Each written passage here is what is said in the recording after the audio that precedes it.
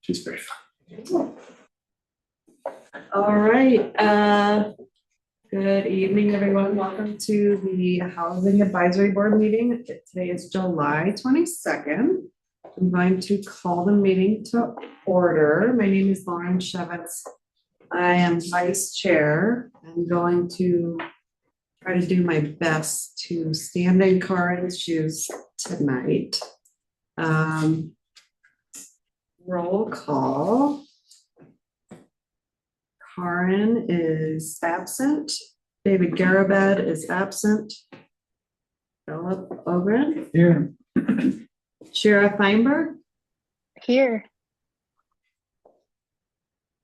Stephen Chip Hennessy. Here. Brendan Selby. Present. And we have Max Laura here as well from Planning Board. Tiffany and Holly are here from the city. Quick review of the agenda. We're going to approve minutes from last month, have public participation, matters from the board. Oh, sorry, that's last month's. Matters from the board. Holly's going to briefly talk about Boulder County Regional Housing Partnership, regional housing issues. We're going to have a follow-up conversation on housing solutions for homelessness based on last month's meeting. I'm going to quickly talk about HAB's work plan review and then follow up with matters from staff, final thoughts, and adjournment.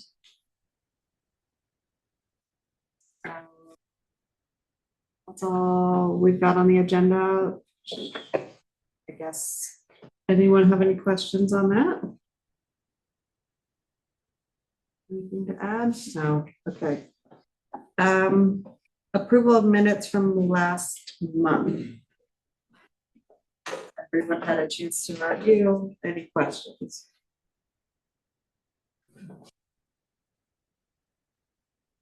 Yes and no. Same. Okay. I can't vote. I was not there. So, Okay. so we have a motion. I move to approve the minutes that are attached to this evening's meeting packet. I second. All in favor? I wasn't there either. You can vote on it. Okay. Yeah. All right. If you feel that the minutes accurately represent what you heard happen. Motion passes. Public participation. Tiffany, do we have anyone online? We do have 3 members of the public.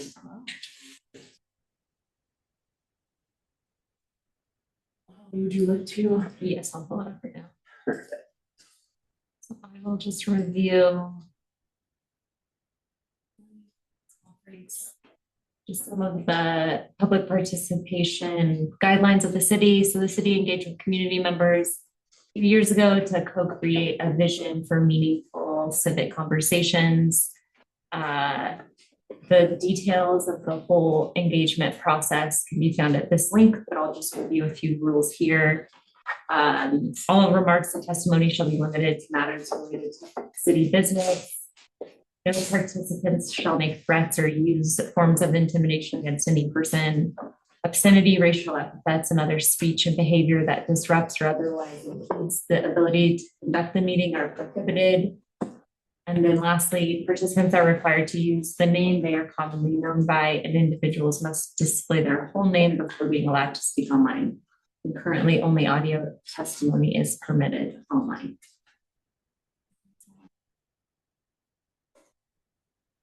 If any of the members of the public want to speak, just raise your hand, use the raise hand button, and we'll allow you to speak.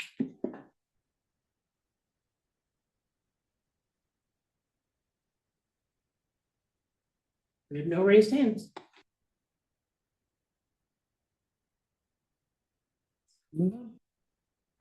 That's the public participation section.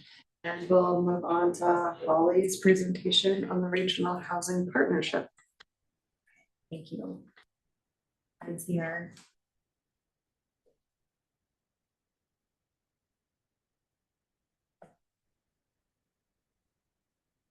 You guys are getting sick of me. No, but here I am. I thought you did a great job last. All right, so I'm gonna talk about Boulder County Regional Housing Partnership. So Jay, Kurt, and myself are active participants in this regional housing partnership. And we do a lot of coordination at the regional level, and a lot of it isn't like in the public eye. So we thought this would be a good chance to kind of let you all know what the partnership has been up to, and what, I won't go into the history a lot, but like what our goals are, kind of like our guiding goals for the partnership. So first of all, just to mention who is like the active members of the partnership right now. So originally the Regional Housing Partnership included the city of Boulder, Boulder County, and the city of Longmont. The three entities like guiding most of the work. The thinking here was that Boulder County was representing smaller towns. And so it was kind of like these three entities were leading the charge. So that was back in 2017 when it was started, but that things have since changed, and there's a lot more active involvement from the smaller jurisdictions.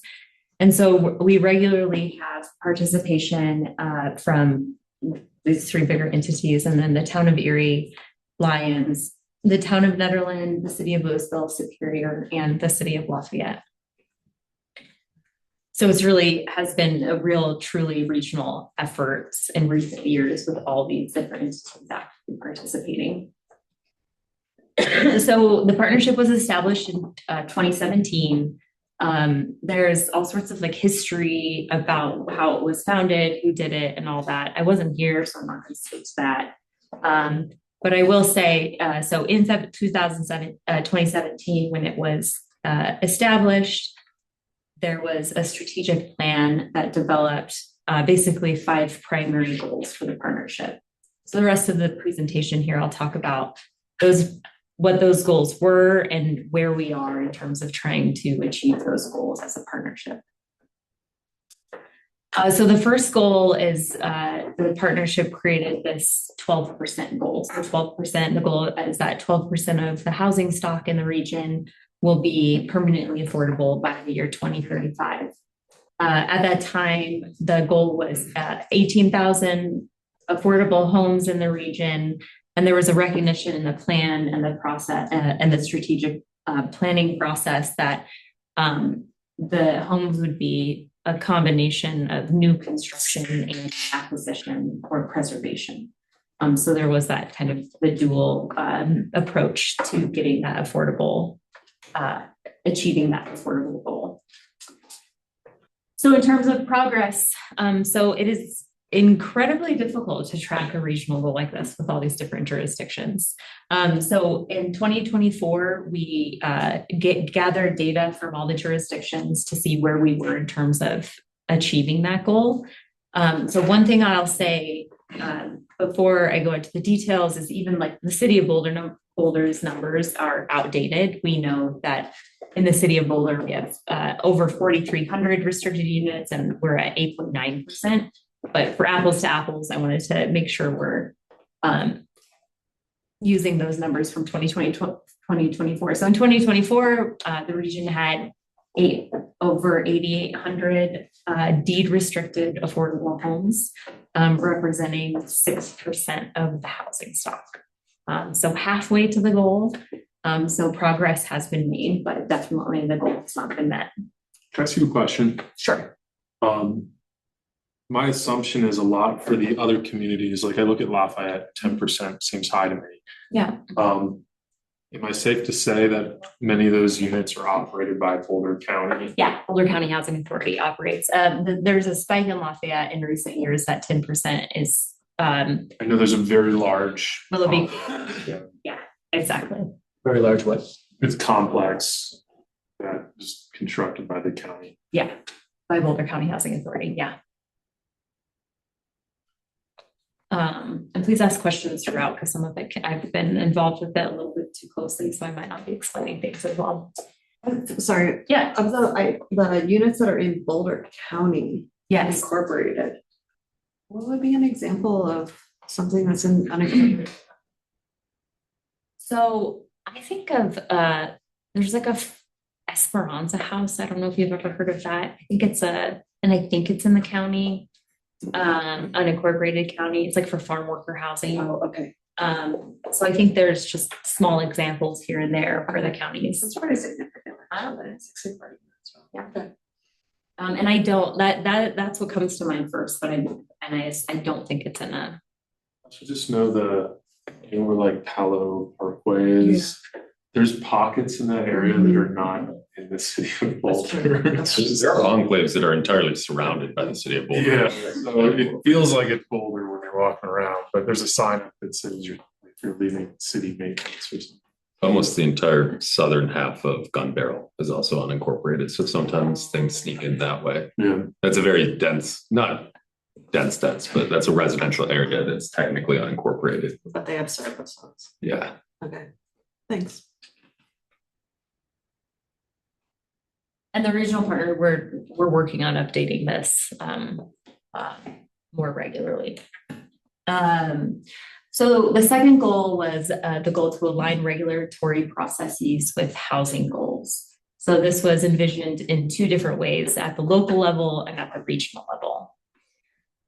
At the local level, that local policy development, so there's been a ton of work by every one of the partners in the partnership on developing policy tools to encourage affordable housing. I won't go into all of this, mainly because I don't know the details about the other jurisdictions in depth, but just a few examples.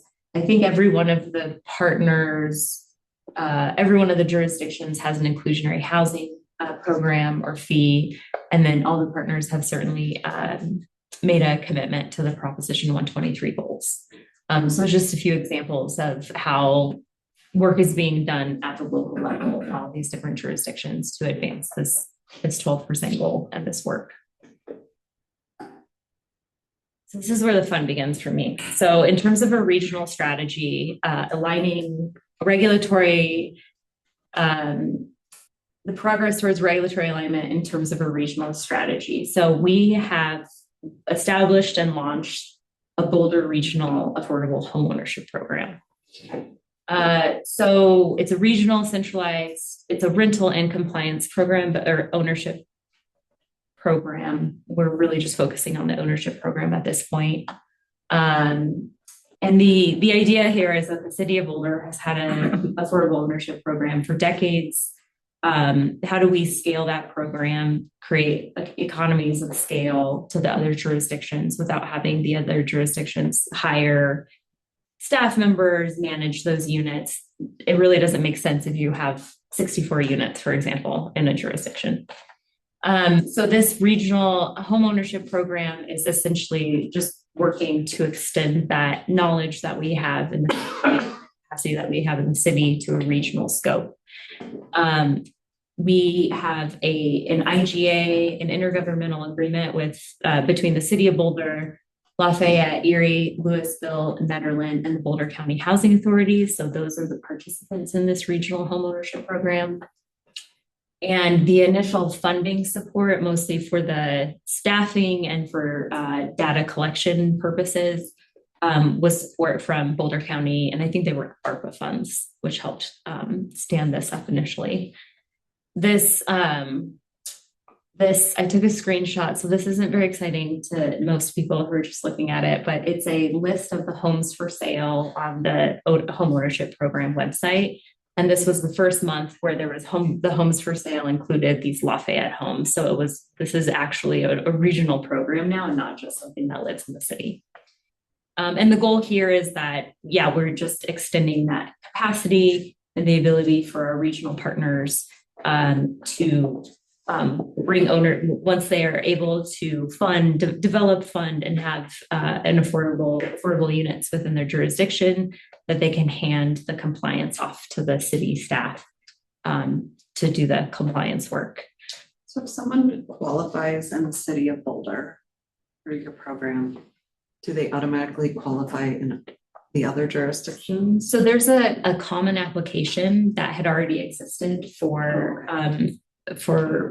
these programs, and the intention of that common application came before this, and it was like, there's down payment assistance programs in various jurisdictions, so is there a way to just kind of make it common? So yes, there's different ways that if a home comes up in Lafayette, if you're a resident of Lafayette, you're going to have preference than a resident in Boulder. So there's kind of like different procedures and policies. Can you go back to that prior slide? So that house in Lafayette, a 3-bedroom, 1-bath for 262. I assume that's a house. Yes. That's a really good deal. How many people like apply for that? You know, there can't be a bidding war. I assume it's deed restricted. Like, how many applications of people who are actually qualified come in for a property like that? I don't know how many applications came in for that one, but so for the affordable homeownership program, if you wanted to get into the queue and you want to bid for these houses or get in line for these houses, you have to be like essentially like pre-qualified. You have to go through the training, you have to apply to the program. Staff does some type of income qualification or vetting on the front end, and then you get I want to say like qualified to be able to put your hat in the ring, like to be able to buy one of the homes. And so that is a process where there's already kind of like a narrowing of who is able to put a bid in for the home. And once you're like pre-qualified, what's that bidding process look like? Okay, so the bidding process includes we have a whole staff who does this that I'm sure I will forget some of the details here.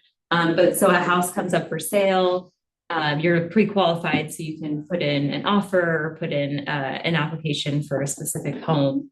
And then at that time, staff make sure like the income qualification matches the income qualification required for the house. And then there's some kind of, if there's more than one house that qualifies who wants it, there's a randomization process that occurs. And then households are given the opportunity to buy, and if they back out, it goes to the next one on the list. But it's random among the qualified Well, people. There's also a preference system. I tried to sign up. Yes. Yes. Where it's like if you already live in the city of Boulder, I think that gives you preference. If you work in the city of Boulder, that gives you preference. If you do both of those things, you get preference. And also if you've been qualified in the program for more than a year, that gives you preference. So I know it can be relatively competitive depending on the house. And so if you have been in the program for more than a year and you already live in Boulder and already work in Boulder, that gives you the highest chance of being able to buy one of the homes. Yes. Those are the only preference factors. There's other preferences like so these larger homes, the 3 and 4 bedroom homes, if you have a larger household size, you are given preference. And so there's all sorts of like every house has kind of different different considerations for that. My understanding from friends that have been in the program, you pretty much sign up and then you wait a year. You wait, yeah. And then you have much better chance of getting. Yeah. But yeah, what a steal. It's a nice house. Just good that. I mean, I guess, the flip side is that it doesn't really appreciate it. Get to live in the community that you work in, right? It's almost like not even comparable to market rate home ownership. It's like a third option completely. That's how I see it. But I like that, Shira.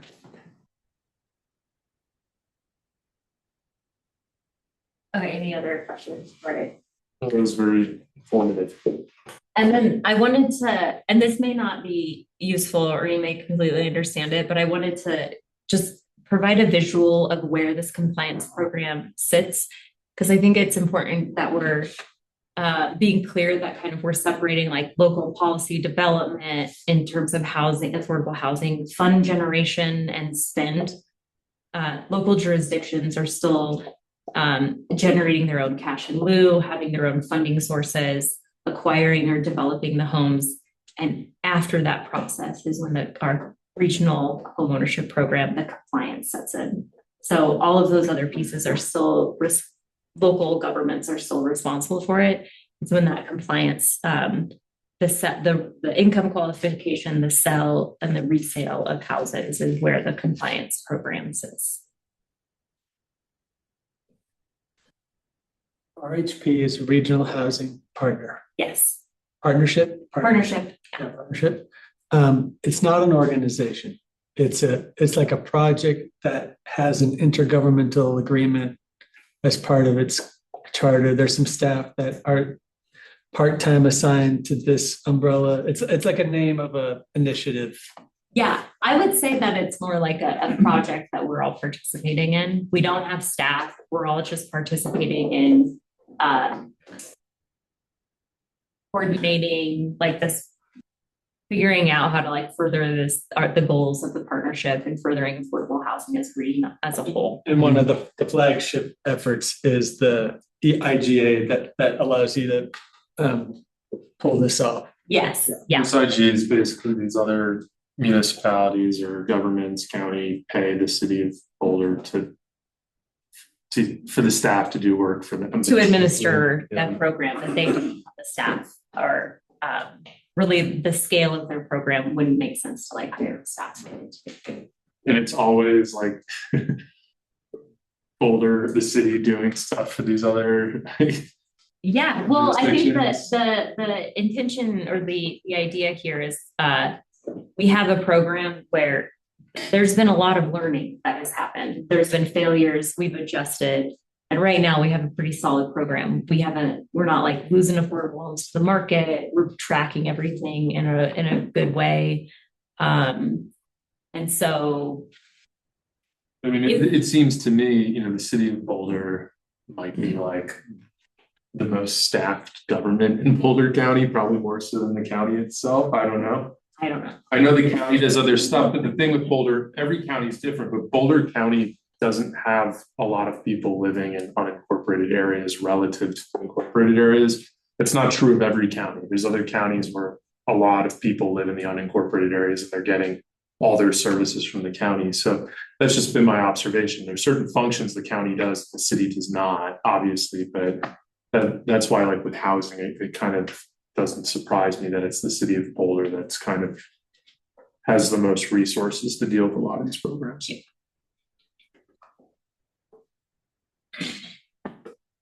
So the third goal of the partnership was to preserve the affordability of the existing housing stock. Like I said at the beginning of this, there was like an acknowledgement that you can't just build your way out of it. Some type of preservation or acquisition strategy was necessary to get to that 12% goal. And I will, again, related to this regional housing partnership, highlight our regional scattered site acquisition program as a way we're getting to that goal. So we have a regional scattered site acquisition program. This program means that we are purchasing homes on the open market. We're rehabbing those homes and then selling them on the open market. We've done this in Boulder for the past 4 or 5 years, and we've acquired 20 homes in all. That home that I don't know if you just looked at that home in Lafayette, that is an example of this regional scattered site strategy. So Lafayette and the county put in the funds to acquire one of those Lafayette homes, and through our this regional homeownership program, staff went to rehab it and then incorporated it into our regional homeownership program. We have just received funding from Proposition 123 to fund that regional work. So every home that we do acquire in a region under this regional acquisition program, we get $70,000 subsidy from the state to help make it affordable. And we've shared this stat before for our city acquisition program, but it's just the most cost-effective way to bring in affordable homeownership units. So that's really exciting for us because we literally just signed the contract a few weeks ago and it's live, so we can use that $70,000 for these acquisitions. question kind of related to what Chip was asking. So if City of Boulder staff are the ones that are doing a lot of the regional housing partnership work, is the city compensated through the partnership for staffing or anything like that? So for this acquisition and for the ownership compliance program, the city has received funding from the county to like get it all started. And then after this year, we're setting up funding agreements with the individual jurisdictions participating to help the staff to help fund it. And then I assume for the home ownership administration, you're compensated for that? Yeah, through county, but in the future Okay. will be other jurisdictions. Where did the 12% like goal come from? There's like a lot of history and details around that 12% goal, and I can't say like the calculus how it came to be to 12%, because in the city we have a 15% goal. So I'm not it's sure like, I'm not sure if they know where that came from either. But yeah, I think don't. that came from city council. yeah, but I mean, like, what is the what was being weighed in that? It was like, if we reach 12%, that means that we can accomplish X, or we'll be in line with some sort of broader metric or something like that. I don't know the process for choosing that number, like whether there was like informed by data that's like what the population needed at the Right, time. I'm not totally sure. Yeah. All right, so goal number 4, secure land and redevelopment opportunities for housing. Again, there's just, since the establishment of the partnership in 2017, there's just been so much more development and focus on affordable housing. So I provided a list here of just a sample of pipeline projects to demonstrate that each jurisdiction is taking ownership and working on achieving these goals and like getting to that 12% goals. So City of Boulder, Boulder Housing Partnership, Boulder Housing Partners, of course. And then there's also non-BHP development that goes throughout the city, affordable development that goes on throughout the city. Lafayette, Willoughby Corner is a huge development. I think it's at the end, when it all said and done, it's going to be over 400 units, affordable units, a mixture of ownership and rental units. The Cheeseman Street residences occurred, or is I think in development in Erie. Longmont's True North is another affordable ownership project. And then Superior, this Kite Route crossing represents Superior's first affordable housing development. They haven't had affordable units before. So a lot of work is going in by all the partners to kind of work on this project. And then the last goal was bolster financial resources. And again, there's like a history of in terms of the partnership in 2017, what the partnership wanted to see, how they wanted to get there. It didn't occur like that because of COVID, but there has been different avenues to bolster financial resources in the community through local funding sources like IH. Boulder County Affordable and Attainable Housing Tax passed, which is a huge source of funds, which gets to this overall goal. And then State Proposition 123, again, another component that wasn't contemplated in the initial strategy in 2017, but is certainly getting towards the goal.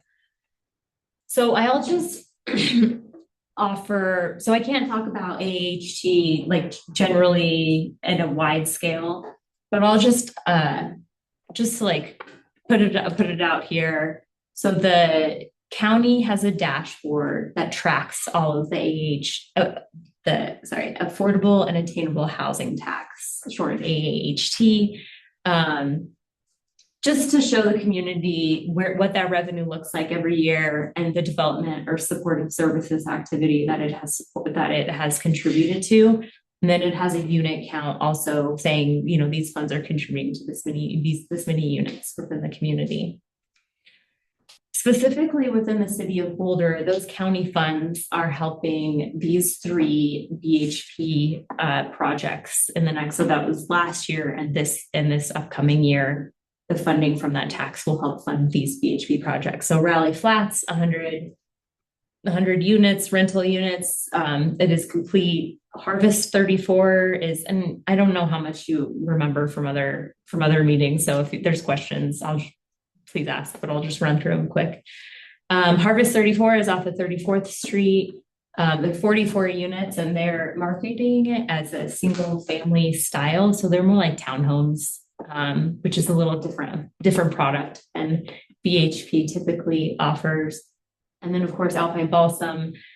So the county funds are helping support the future Alpine Balsam site, the phase 1, that's the 55 affordable units for older adults. So those county dollars are working for projects within the city, kind of just highlighting that through. Harvest 34 is Orchard Grove. Yeah. Okay. And then there's Proposition 123 funding a ballot initiative from the state to fund affordable housing. So the state also has a dashboard tracking where the funds are going to and what they're being used for. I just took a quick snapshot of like the top recipients within the region to give us like a sense of like where that money is going and how it is being used. Just to show that there is actually money flowing into the region from Prop 123. But I also think, I'll say personally, it's not how I expected it to flow into the region. So about $30 million or so has come into the region since Prop 123 was initiated. And half of those funds at this point have gone to a private developer in Longmont to develop 60% AMI units. And so I think we'll just leave it there. Yeah. And I'll just highlight the 2. Is that because the developer had a good lobbyist? Like, what is the reason for that? Probably a great application for those funds. I don't know the details of the equity program. The state has these new programs and people are finding it challenging to actually be able to utilize these programs. And so people are forcing their projects in. Like that equity program is difficult to make work. What is this equity program is that what you're referring to? This yes, Longmont project? The Longmont project, correct. I guess they're building 198 units. I mean, any housing is good housing. Right, you but- expressed yeah. frustration when you said that, and I'm trying to understand your frustration. I express an observation. Yes, let's elaborate on your tone. I think so. There have been other developers in the region that this is not for lack of trying for other developers to get to get these funds. And I think a lot of developers, nonprofit developers, smaller scale developers that could certainly use these funds to create positive, affordable outcomes for the communities aren't getting them. And I think one of the observations I have about this, the funding that has come into the city is that, like Lauren said, that there's like a level of sophistication that developers need to be able to navigate this funding source that I think is a little bit surprising considering we also have LIHTC, which is also really hard to navigate and requires a level of sophistication from developers. That's the challenge with that equity program is it can't be utilized with LIHTC. And so it's not super efficient. Because when I look at those numbers, it appears that like the amount of money is fixed, the number of units. It's about $76,000 per unit across the board. So when you build 200 units, you obviously get more money. I mean, is there a space where you could build a 200 unit complex in Boulder? Maybe there's a handful, but then if you're a developer and it's flat across the board, building 200 units in Boulder, I promise you, it's probably be double the price of building in Longmont in terms of land acquisition and dealing with the regulatory burdens of building in the city of Boulder. And that's, I mean, maybe that explains why if you're just a developer and you're like, I get 76,000 per unit, I'm gonna go where it's cheapest to build that to make the biggest profit. Sure. The one thing about the equity program is that money does get recycled back to the state, which is a positive thing. So What is LIHTC? I'm not familiar with. The low income housing tax. Oh, okay. Yeah, sorry. Lauren, you made a comment about it not being efficient as light. Like, what did you mean by that? So oftentimes with gap funding and different resources, that's able to leverage the tax credit equity program, the LIHTC program. And so you're able to really Get the create money more, and the create, tax credit. create more units Mhm. when you're able to not double dip, but be able to utilize multiple funding sources. You're able to really just create more units. So And what is when you- about that precludes participation in LIHTC? Like, why does that It's not that qualify for LIHTC? the way the program was set up can't be utilized with LIHTC. So it's a Really? the equity program specifically. Oh, okay. And correct me if I'm wrong, the housing outcomes, like in terms of unit income, affordability, overlaps with LIHTC. It does, however, the equity program was made for more middle income.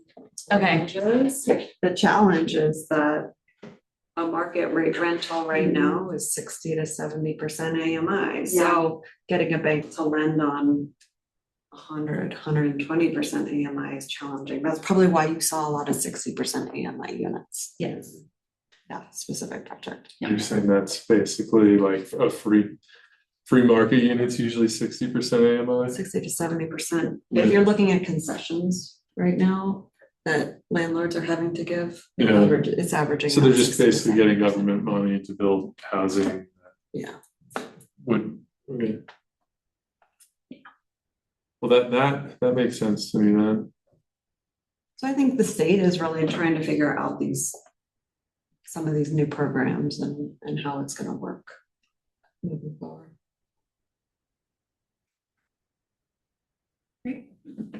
I just want to say this is unrelated, but I helped write the grant that got the Thistle Community Housing land banking loan. That's Nice. exciting. Thanks. Yay. So I wanted to highlight, these Prop 123 funds have been elusive. They've been really hard to get. And we have, in the past year, we've secured funding for these two different programs in the city with Prop 123 funds. So again, we're celebrating our wins in this space too, Shira. So the first program is a mobile home rehab and replacement program. We've received $2.8 million from Prop 123 to stand up this program and to start replacing mobile homes and then rehabbing them when possible. And then I mentioned before, our scattered site acquisition program received $2.1 million to acquire up to 29 homes in the region. So $4 million from the city alone. So we feel a reason to celebrate that at this point. I mean, do you feel like there's inequities in how state money is being distributed across the state to different jurisdictions? I don't know about that. I'm not that deep into the details. Because something I've maybe experienced is that when there's state money available, like Boulder's really good at getting the money that's available to it because it has very well resourced staff. And maybe if you're some small mountain town that doesn't have a housing department, there's no one there to even fill out the application for it. And I do wonder sometimes if that creates some sort of like backlash among the state administrators who are like, Boulder, you're doing just fine. Like, you don't need this money, like that sort of thing. I will say two things. One, I know that there have been dollars specifically for rural communities in the state for this exact purpose. So you're not competing against these bigger players. And then the second thing I'll say is we've been working more with the Department of Local Affairs on Prop 123, so DOLA, and they are very responsive, open to suggestions, and really trying to help improve some of their processes to make the funds more usable for communities. I would say the same is true with Chatfa, who's the Okay. other administrator of the Prop 123 funds.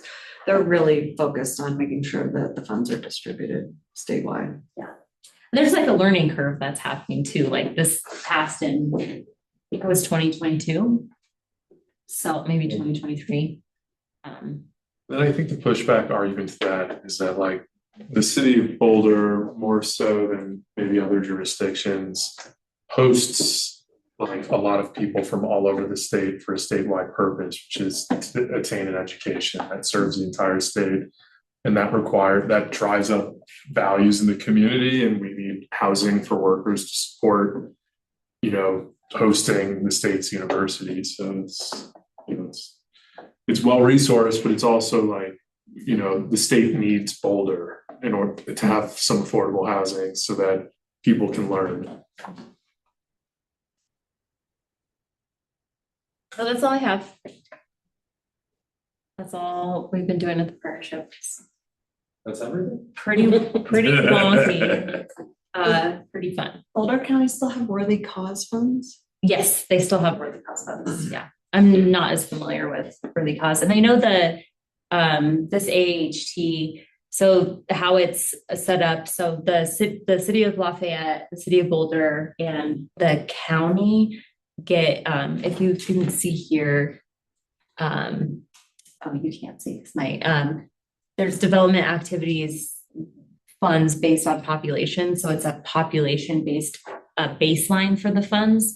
And then they have for these three jurisdictions, so Boulder County representing the smaller jurisdictions and funding projects in those other jurisdictions. And then there's also like an innovation fund. Again, I'm not as familiar with what they're doing and how they're moving that money, but there's not all of it is based on population. There's a chance to get some funding for other things. The Innovation Fund got pulled back this year.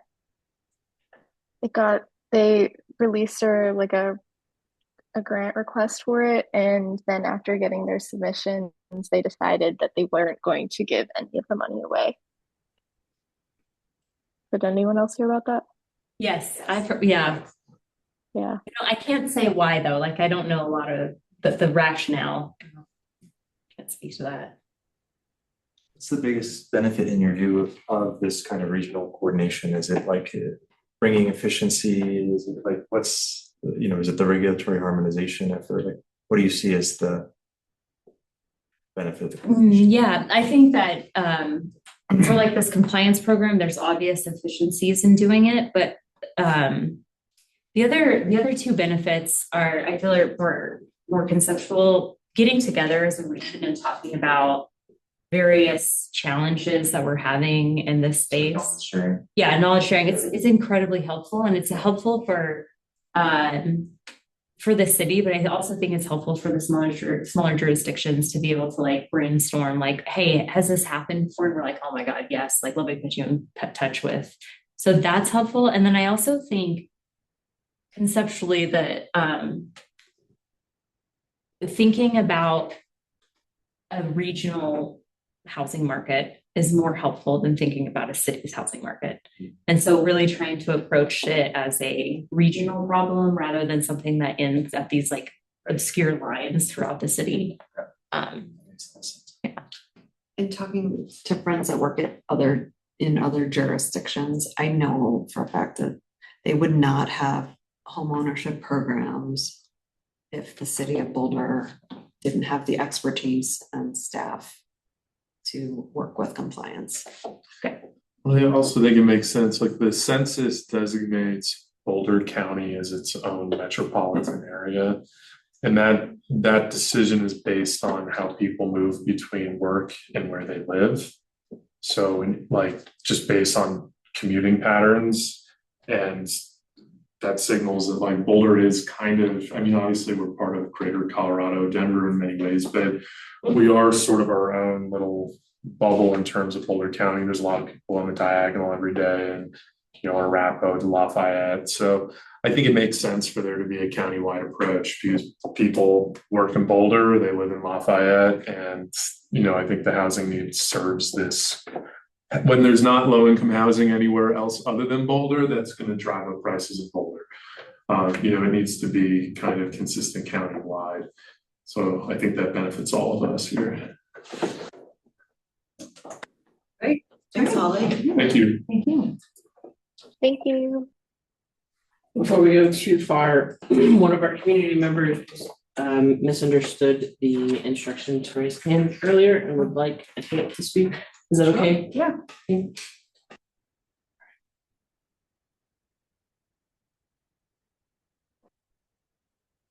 right, Lynn, can you hear us? So that guy just left. I didn't get to see him. I'm sorry? That guy just left. That was just talking. Are you referring to me? Yeah. I'm still here. Okay. I just couldn't see and assign your face with your voice. It's still kind of small, but I can tell who you are now. I thought it was someone that came to help you and then leave. Yeah, I just wanted to say, I think the Housing Advisory Board should weigh in on the DDA because this is a tax increment financing scheme that is another way to make money for private investors for like the concerns also of private equity funders that are eating up the housing market and then renting, causing a lot of renting. And that drives down the ability of people to save and own, you know, in some of these programs that are being offered. And I heard one person ask, you know, how many people are signed up for these $200,000 or $300,000 houses, and it was described as a program that funnels people into these small groups. But I think if you realistically looked at it, there's probably millions of people that want those $200,000 or $300,000 homes. And I mean, anyone would want them, right? But I mean, somewhat eligible people. There's going to be a huge number, and that number is going to grow as long as you leverage with LIHTC funds, because LIHTC is pushing growth.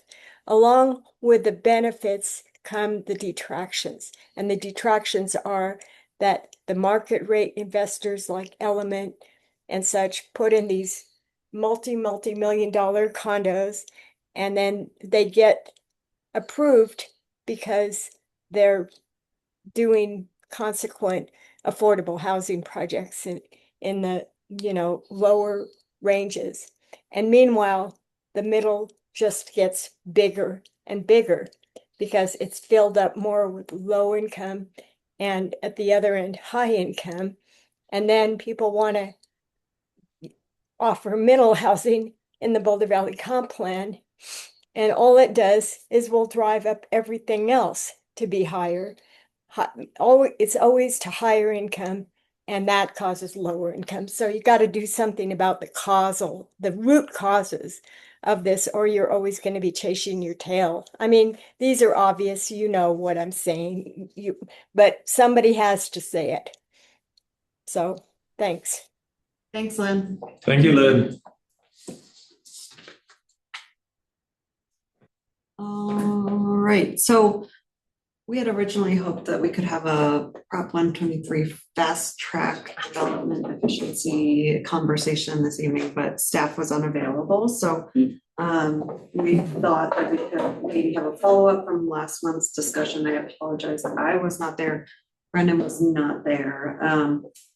But I know that we've had a lot of interest from several board members and learning more about housing solutions for homelessness. And Jay and Holly suggested that we all review the panel discussion from 2024 about that exact topic. And then there was also a white paper from 2020 related to that. So the Housing Advisory Board has touched on it a few times.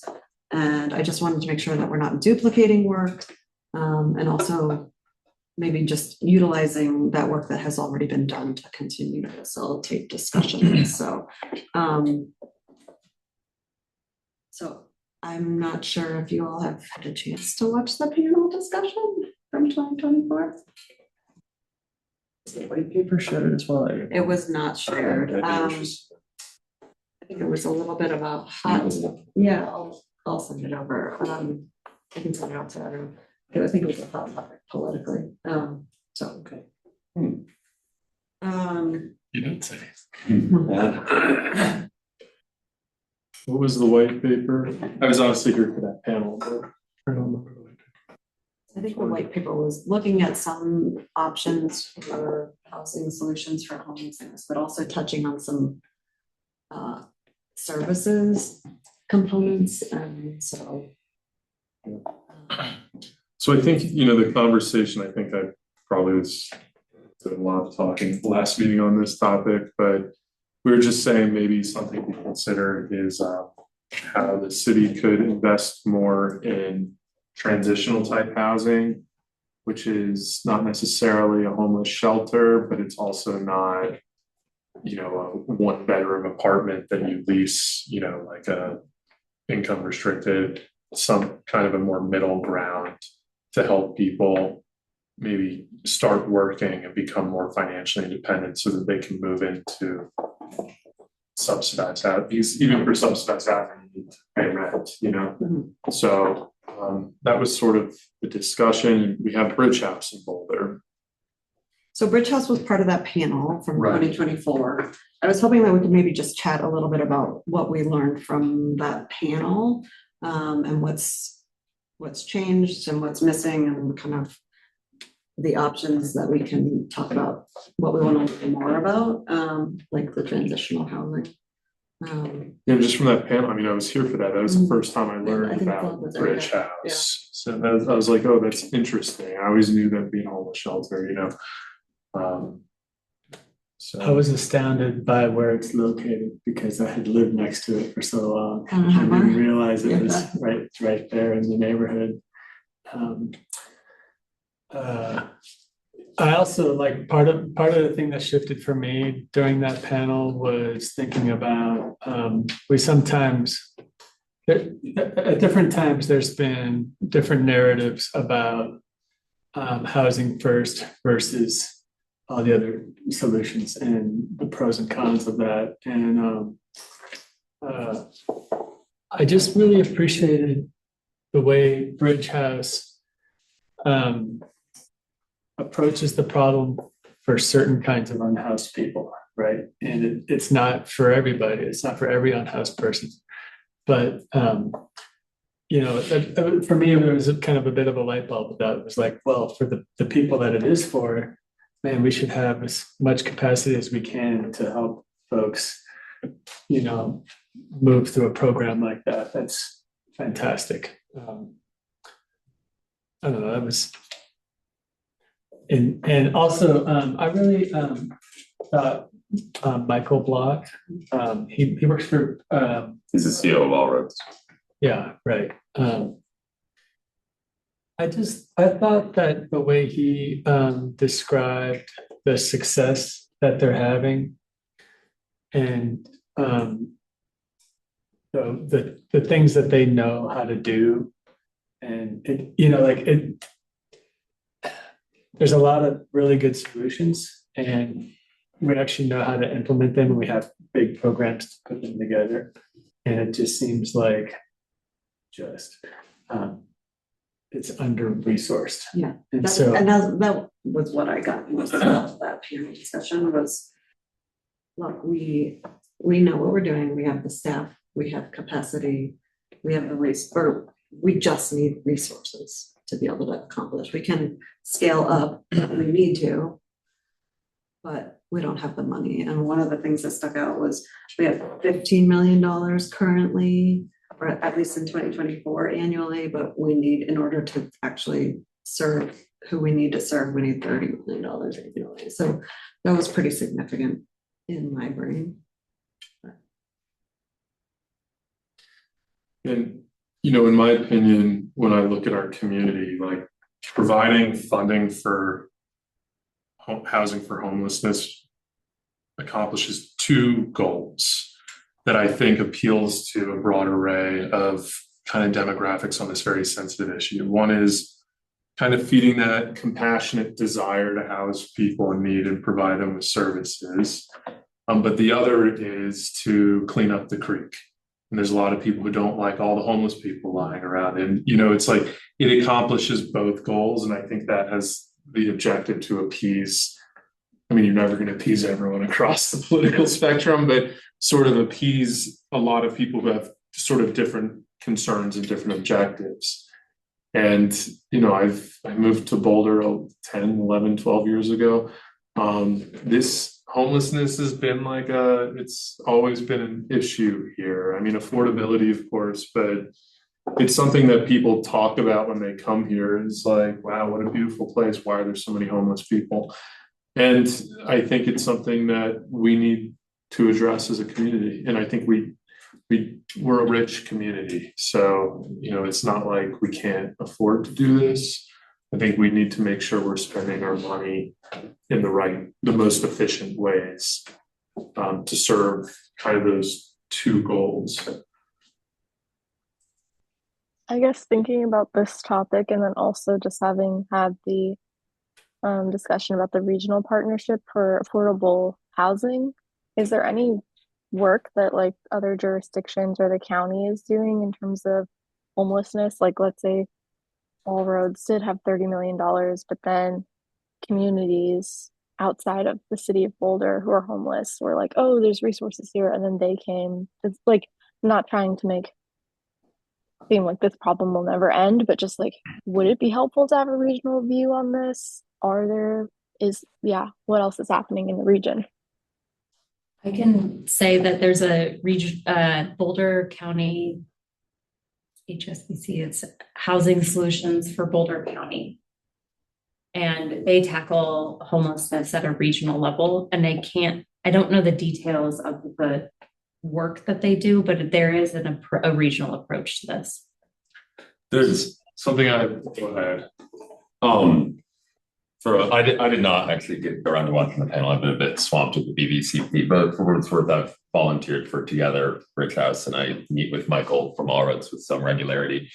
My understanding is that countywide, we spend more than anybody else, but we also have more people within the city limits experiencing homelessness than anybody else within the county, a disproportionately high amount. There's quite controversial opinions on why that's so. I would actually say, like what Chip said, he's like, this is a beautiful place to stand. We have a lot of homelessness. I'm personally of the opinion that it's the same thing, that this is, whether you are a multimillionaire, whether you're, you know, the governor, one of the richest men in the state, or you're somebody sleeping on the streets, this is just a beautiful place to live. And it attracts a certain amount of people. And then maybe if I'm to provide a view of the other argument, it's that the more services you provide, the more people who arrive. And that is certainly a prevailing narrative that exists in the county, is that as Boulder continues to provide more bedrooms, more people will come, which is why the Clutch report has more hierarchies, similar to what you were saying here about whether you've lived here, what your connections are to the community, and trying to make sure that when we are providing beds and resources, that it's to people who have more roots in the community. But that being said, that's pretty controversial. Something that Michael said to me once that really sticks out to me whenever I'm having this conversation is that when you have 100 people and you have the resources to feed 50 of them, ironically, you wind up spending half of those resources to get the other 70, now 75 to go away. Which is a really sad way of looking at it, is that we wind up spending money to simply deal with the scarcity of not having enough money. Yeah, I mean, I don't think you have to be like I think you can just appeal to your own human judgment without being an expert as to why there's a lot of homelessness in Boulder as opposed to maybe Erie or Superior. Like, come on, if you were in the summer wanting to sleep in outside, where would you go to some random suburb or would you do it down by the creek? Yeah, there's also transportation options. There's a bus station. It's easier to get in. I didn't know that because that's No, but there's a bus. It's the same way. I mean, Denver probably has more homelessness than in the entire region because it's a transit hub and it's a big city. And if you need to beg for money, like you're more likely to get it down there. I mean, just tap into your own survival instincts. So I don't think it's just providing services. And the perspective that I view this from is, like when we house homeless people, I don't necessarily benefit from that housing like the housing, I'm not sleeping there, but I benefit from not having people sleep on the creek because the creek is a more enjoyable place for me to walk my dog now. And that benefits our entire community. We all benefit from that. And I think when we pitch it from kind of like a political perspective, because a lot of people question spending money on this. I think we need to ensure that the way we're doing it kind of meets those twin goals of, tapping into that more liberal compassion. We need to house people mentality, but also we need to clean up our open spaces for everyone in the community to enjoy and show people that the way we're doing this is accomplishing both of those goals. Your taxpayer dollars are being used to clean up the creek by providing funding to all roads. And we're making sure that those people who were on the creek that you didn't like there are going to all roads, and all roads is getting the money to house them or what have you. And I think we just need to be honest with ourselves about that like political landscape in our community on this issue. And I think it's like you got to kind of address both issues. You can't segregate it. So when I was talking to Holly and Jay, I was suggesting, I could pull together a panel of Element and Shelter and everyone. And they're like, that has already been done. So there was the panel in 2024. And I guess after watching that, or after your future watch of that, I'm curious, are there topics that are still outstanding that you really want to dive into as HAB related to housing policy? Like what's still outstanding there for you? So I've expressed this, but I think we should look at how does this transitional housing, the last time I looked at the budget, I think the city allocates $75,000 out of its multi-million-dollar budget to transitional housing. It's a very, very small share. And that just seemed like, if we're looking at a pie, like maybe that slice should be bigger. Because it felt to me from that panel like this is a really good thing. I think it's also a really politically palatable thing, which is like, look, we're providing these people with housing, but they also have to work and they have to learn how to work and become self-sufficient. Why are we, when we give away every dollar, why are we just giving pennies to that? So that's something I'd like to learn more about. Is Bridge House in a position to scale its operation and get bigger? Is there demand for it to be bigger from their perspective? And what other organizations out there also are providing it? This shouldn't just be a cash injection necessarily in the Bridge House, but how does this type of program, how could that work at a larger scale in Boulder? I feel like that's very powerful. So look, we're going to give more money to this, but we're also requiring people work. So I don't want to create panel fatigue by inviting people to come back and talk about the same thing again. I think, how would you approach? Michael has invited us to come by. I mentioned this at the last meeting. Michael invited us for The shelters of not housing. I think it's part of the housing continuum, but there's so much more beyond have scope that, I mean, law enforcement's not housing, you know, the ordinance that created this board. we're not law enforcement. No, I know that. Yeah. The ordinance though that created this board doesn't say like, we only deal with HHS, it says housing. It's, you know, it uses the term housing and it doesn't really define it. So, you know, like police enforcement, not necessarily housing, probably, but like, I think a homeless shelter, that home and house are of similar word origin. You know, if we're gonna do some word games, like we've debated this over and over again, but the reality is when we look at all these different advisory boards in the city of Boulder, none of them address homelessness. So if we're gonna park homelessness under a board, which one is it? I don't think it's us, though, is what I've heard from staff over and over again. I mean, are there boards that deal with homelessness?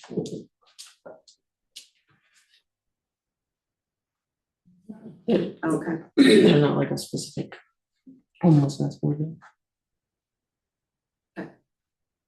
But I love staff and I've heard that feedback and I think we have great staff in this town. I guess, what do you? We're not subordinate to staff. What do you want to gain from bringing Michael back that you didn't Yeah, get from so the I previous? have an answer to that, and I think this is just also like maybe not a critique, but an observation of a lot of the time we have panels, they're sort of structured as like to educate us, like tonight. And that's important. I'm not saying we should do away with that, but that was the last time. That was the first I learned about homelessness in Boulder was at that panel. I think next time is what is it that you need from your city? So he clearly addressed that in the panel, and he said, we don't need creative solutions. We need money. We need resources. And I said this at our last meeting. I said we should be prepared to advise on the budget. So, if I may, and I hear what you're saying about Michael. I was just, I met with him. I do recommend watching that panel. It was Yeah. way better than I even could have imagined. It was a fantastic panel. So- And I will. I've been pretty busy, but it's something I care a lot about. But I just was extending the invitation from Michael. But when it comes to the city budget, I hear what you're saying, Chip. I really do, about how like this is universal.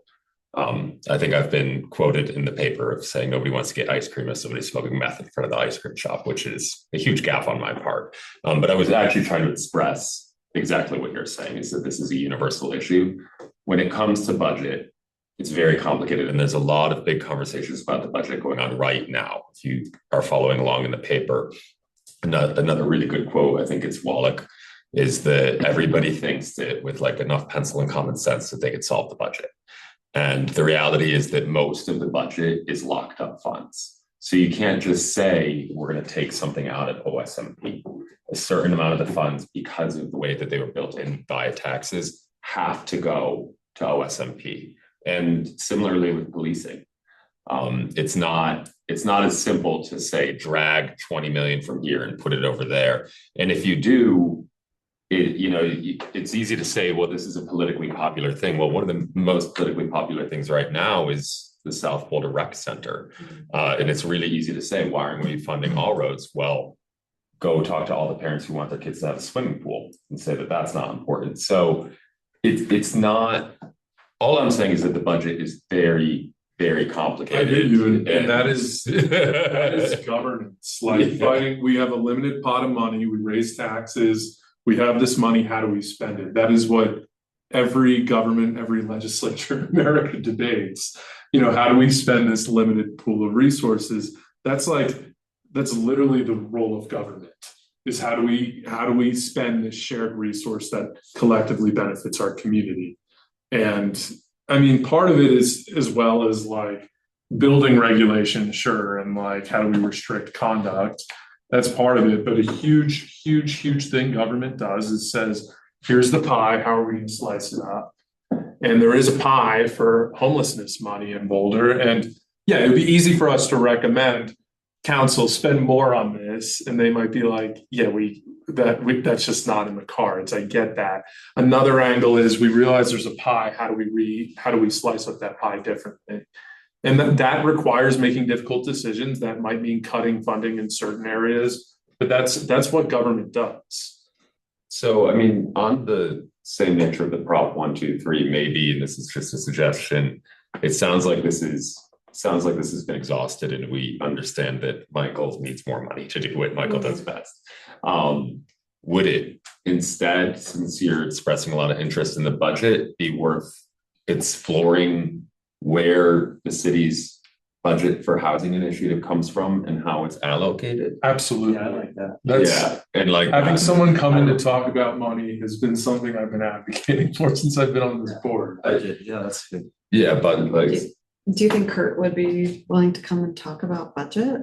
Yeah, I think later this year, later in Yeah. the fall, he could come to talk about the budget, where the money comes from, what Yeah, the I think process is, like From all an the details educational behind it. perspective, that would be helpful. To the I extent don't it's feel not, like- He's offered it, I'm not Okay. offering, he has offered it, Okay. so. I'm not feeling like HAB is gonna be in a position to make budgetary recommendations. And there's so much, like Max was saying, there's so much that goes into creating a budget and expertise. And what does EFA have capacity for their transitional housing? Like, there's so many components of a budget that HAB is not privy to, that There's a 500, Boulder spends about $500 million a year. Or I should say raises 500 million tax dollars. And I think the budget for HHS, which is most of Boulder's housing operations, is roughly 50. Does that sound right, Holly? I'm just pulling out, I might be wrong. This is numbers, I don't know. But you know, I think that very much this is taxpayer money, and a huge part of what our government does is spend it. And how do we spend in a way that benefits the community the best? Yeah, we're not going to be commenting necessarily on like OSMP, because that's just outside the scope of housing. But you know, when I reviewed the Clutch report, I don't have the information with me right now. They broke down how we spend our homelessness, and this is something Karen and I probably could pull it up right now, have discussed at length. And I think that is a small area on the issue of homelessness that we could potentially comment on. So yeah, I completely disagree that money is not something we should talk about, because that's one of the biggest things government I'm not does. saying it's not something that we should talk about, but I think that, I'm not sure if it's specific recommendations or. I think if it was the form of a recommendation, it would have to be very Generic. well-founded. And well-founded. Like, it would have to be very, very. Yeah, we well-founded. can't just be wave a magic wand and spend more money on this, of course, You like know. that's. They, you know, they will slide that For one the right federal across. your government, you desk. can print money, but no, the Boulder can't print money, not yet. Okay, well, I think, Um, in terms of that, I think starting with an HHS budget conversation later in the year is probably great. I think a transitional housing, you've been talking about transitional housing for a while, Chip. Is that something that you would like to lead up, is a transitional housing panel or presentation or something like that? yeah, so I know earlier this Like, year, I just want to interrupt. I'm so sorry. I have to head out. But I will be at next meeting and I'll watch the recording of this meeting before the next one. So apologies. Shira. Bye. I know earlier this year, I reached out to various organizations that come to public comment, and someone from Bridge House came to public comment, and it sounds like they had prepared like a long presentation. Maybe there was a miscommunication, but they were very interested in speaking, and then we kind of had to cut them off at 3 minutes, and there was just, I guess, a misunderstanding. So I think Bridge House would be happy to come and actually give a presentation. And Karen and I have discussed that as an option. So we could invite them again, and that, I think that speaks to that transitional housing element. I mean, Bridge House is a very specific type of transitional housing. Are there other types of transitional housing that you're interested in? Yeah, so I could look into that. I understand that, Call Michael. right, we've reached out to him. I mean, honestly though, I feel like we've also gotten a little bit of pushback on people like, don't meddle with this sensitive issue. Here we go. This is what I was looking for. So this was attached to the clutch report. I can't show you guys, but it's the overall budget, current City of Boulder homelessness services funding for fiscal year 2025. They broke it up into two categories: health and safety response budget, which is 9.7 million, and accelerating exits from homelessness budget, which was 2.8 million. So we're looking at just under 13 million. And it breaks down in each category. For example, All Roads gets 480 out of that 13 million budget. The winter weather shelter gets 19, the source gets 56, lodge gets 50, day center gets 1.2, then another 8 in state pass through. Respite center gets 300, respite center gets 1.7 general revenue. So this is a very interesting thing to look at. One thing that Karn and I discussed is, out of this overall 13 million budget, which, mind you, contains general revenue from the city of Boulder and state pass through, there's 3.7 for safe and managed public spaces. And it just wasn't clear to us what that even was, but it is by far the largest dollar assignment on the budget. So I think that's a question worth asking. Myas, do you know the answer? Safe and managed public spaces is a program that is the utilities, public safety, like police, HHS with homelessness, there's also Be There and downtown ambassadors. It's everybody that could interact with either unhoused or individuals in public spaces, parks, things like that. So that's a program that the city runs. So it's a lot of utility workers, it's a lot of the cleanup programs, it's the teams of officers who are specifically trained for that program, as well as getting those individuals that they do encounter connected to resources. Frontline stuff. Yeah. Thanks to. And then, the other big one is locally funded PSH subsidies is $1 million. I assume that's all going to Bluebird. Unless, is there other PSH in Bluebird? 1175 Lee Hill, Bluebird, I think they're looking at other future potential projects, so. But then there's also services associated with permanent supportive housing that are very expensive annually. So I think rather than. Yes, we don't have to dwell on this. That's what you're getting at. But I think there is something that we can sort of look at and say, and I hear you, budgets are complicated, they're emotional, but learn how the money is being spent, and is there a better way to spend the money that meets the needs of the community? My opinion is that the city has a lot of really professional and educated and smart people that are working on the budget, and they really know their areas of expertise, and who are we to, I think it's important for us to educate ourselves. That's why this board was created. Not necessarily to weigh in on budgets, but it is the reason all the boards exist is to sort of act as a citizen sounding board against bring someone in what the staff is doing. Right, as a start. I think that's fine. Perfect. I don't know that we need to agree at this point to some broader plan than that, but that sounds reasonable. But great, let's get Kurt on the schedule. Let's add transitional housing to our work plan. And then the other thing that I got out of the panel was the continued need for fee waivers and expedited processes for affordable housing development, or even rehabs for transitional housing or things like that. So I think that could tie into the Prop 123 fast track conversation as well. Anyone else have anything related to housing solutions for homelessness, any topics that you still want to explore? Well, I'll just comment a little bit.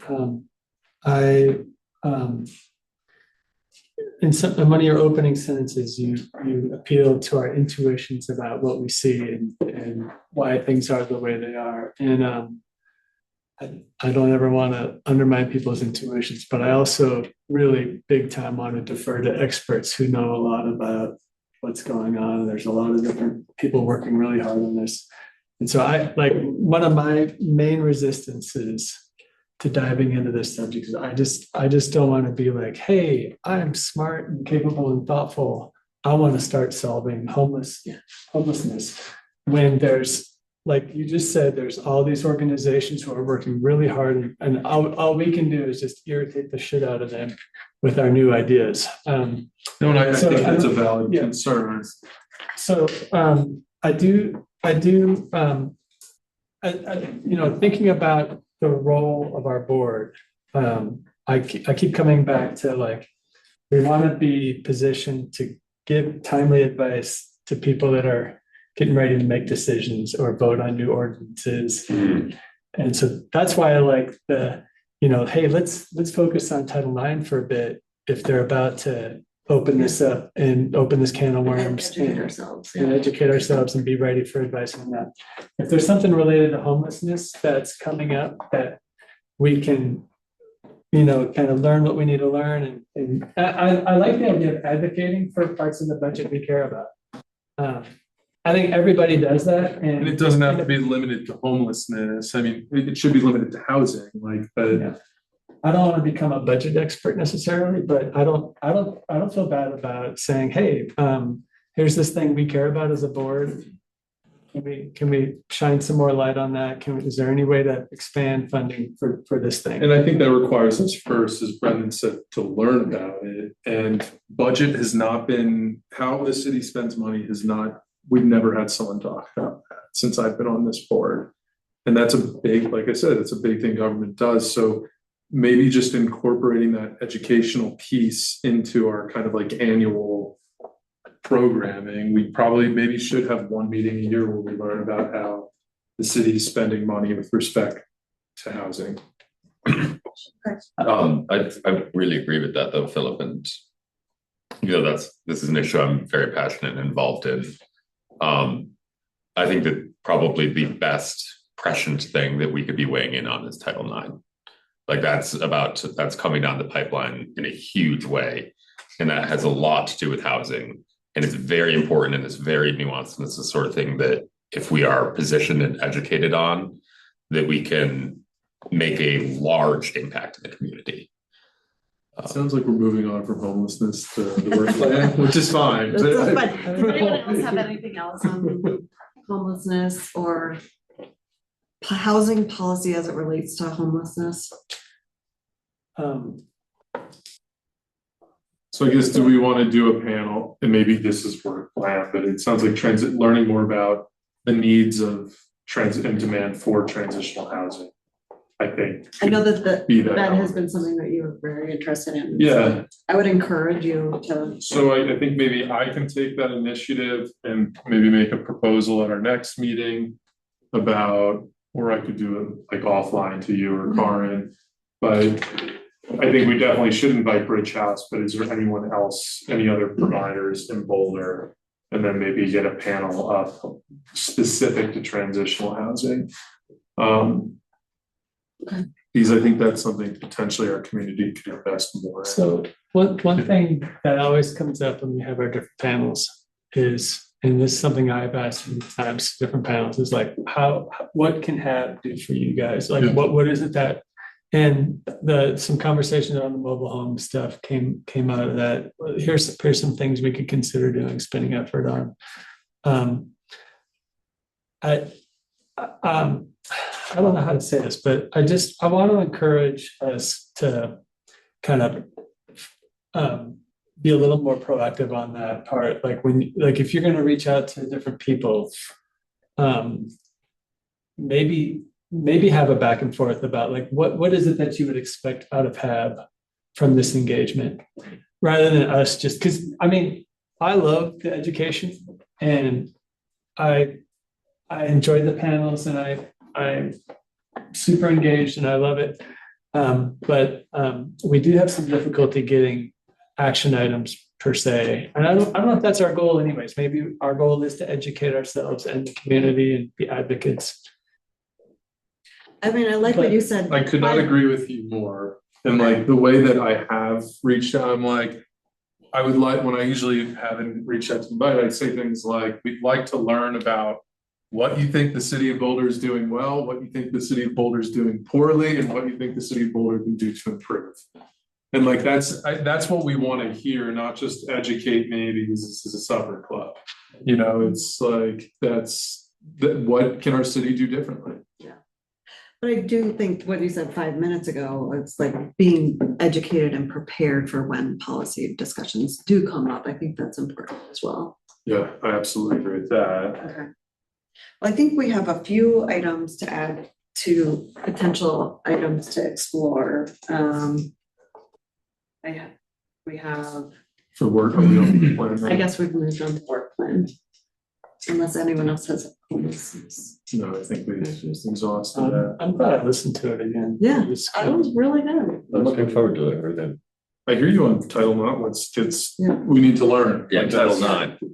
Well, I think The other thing I would Title- just, oh, go ahead. I was just gonna say the Title IX conversation, I've been advised, needs to be very much focused on Title IX as it relates to housing development, so that as to not step on planning board's toes. But I think that that's a very good topic upcoming. We're gonna have to be selective about what we think our topics are for the rest of the year, because we don't have a ton of meetings left. In what way would that step on planning board's toes? You're the decision maker. We report to council, so we're both boards. Yeah, But we can make recommendations as it relates to housing, yeah, right? yeah, that's Yeah. what I mean, the whole But thing. our recommendations are to council. not to planning board, so. Makes sense. Um, Other than like, We can also make recommendations to the city manager, it says, to staff. Okay. Oh, fair enough. I assume there's movers and shakers who are moving and shaking right now over this issue and planning to propose whatever they're gonna propose. well, selfishly, I want to double dip, so. That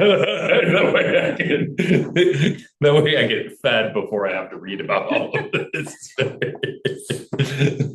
Okay,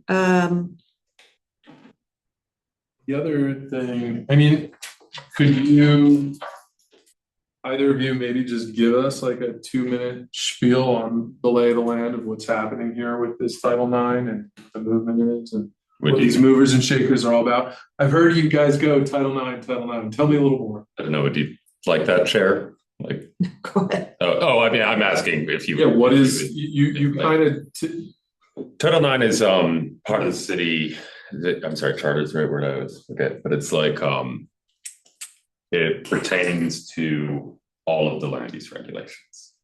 And it is old. It potentially has roots in exclusionary zoning. And it's designed, some would argue that it was designed to keep Boulder small, wealthy, and white. Over time, it's been amended and again and again and again. And that's part of, earlier used the word regulatory burden. There's a emerging school of thought that well, this is zoning, it's what you can build where, correct? more or less, yeah.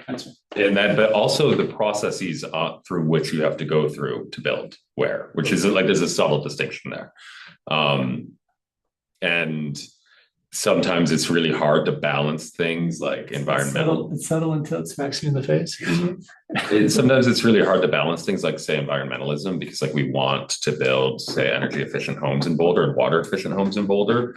And it's difficult to say when that becomes unnecessarily prohibitive, because we also don't want people to be sleeping in the streets.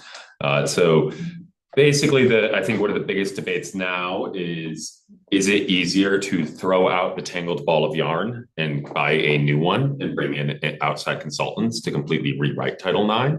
Or would it be easier to just keep amending? And that's a really big debate, a really, really big debate that's at the front of City Council right now. And because there's a growing movement both within the council and within the community for completely scratching Title IX. Some people believe that, I've touched on this, like the height requirement, that the amount of cost to completely redo it is not worth it and will yield a similar product. But it might be like politically sexier to say down with Title IX. Though in practice, it will take many years, outside consultants, and a lot of angry community feedback along the way.